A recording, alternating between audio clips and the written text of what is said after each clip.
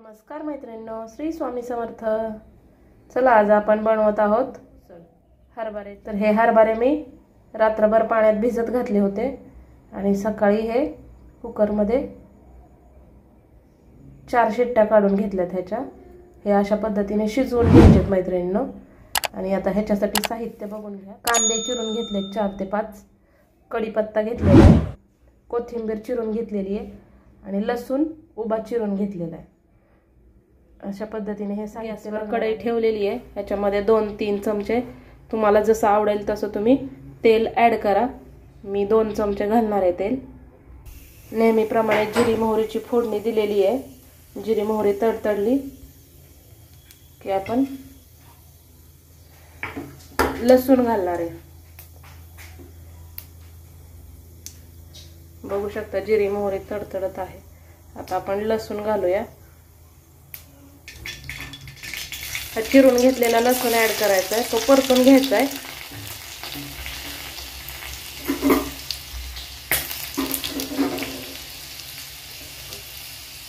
लसूण लाल झाल्यानंतर आपल्याला कांदा ॲड करायचा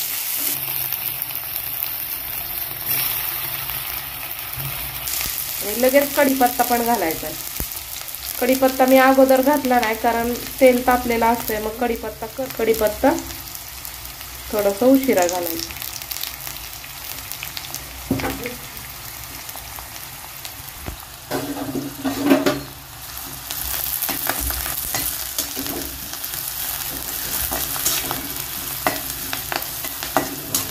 कढीपत्त्याचा हिरवापणा कमी होतो, हिरवा दिसत नाही मग आपण तेलात एकदम टाकला तर। म्हणून मी कांदा घातल्यानंतर कढीपत्ता घालते, म्हणजे कढीपत्त्याचा कलर पण आहे असा राहतो, करपत पण नाही फोडणी। अशा पद्धतीने कांदा परतून घ्यायचा आहे आपल्याला। चवीनुसार मीठ ॲड करायचं आहे। कांद्यामध्येच मीठ टाकायचं आहे म्हणजे कांदा पटकन परतला जातो।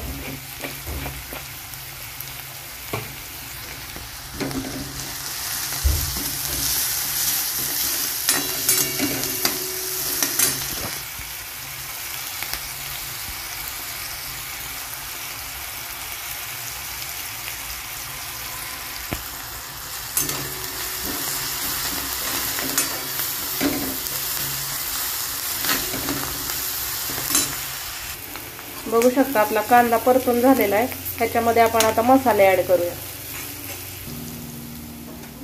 अर्धा चमचा हळद घालायची आहे,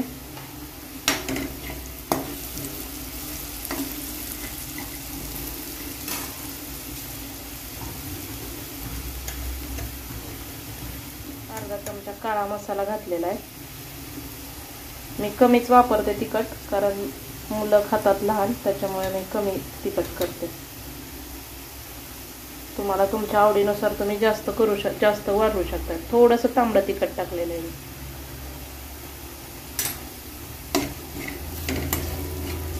ह्याच्यामध्येच आपण आता ॲड करूया शिजवून घेतलेले हरभरे।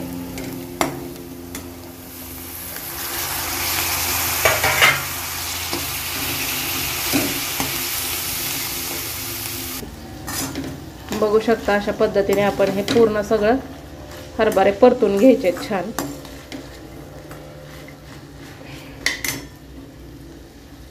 एक 5 मिनिटात परतून होतात मैत्रिणींनो हे हरभरे। पौष्टिक अशी उसळ छान लागते, नक्की करून बघा। त्याच्यामध्ये आपण ॲड करूया बारीक चिरलेली कोथिंबीर।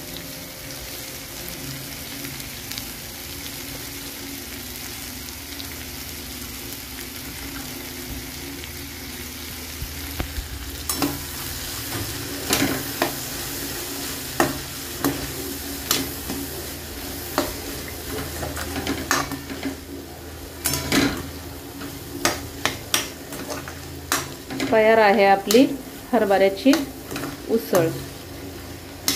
माझी रेसिपी आवडली असेल तर लाईक करा, शेअर करा, सबस्क्राईब करा चॅनल मैत्रिणींनो। श्री स्वामी समर्थ। धन्यवाद।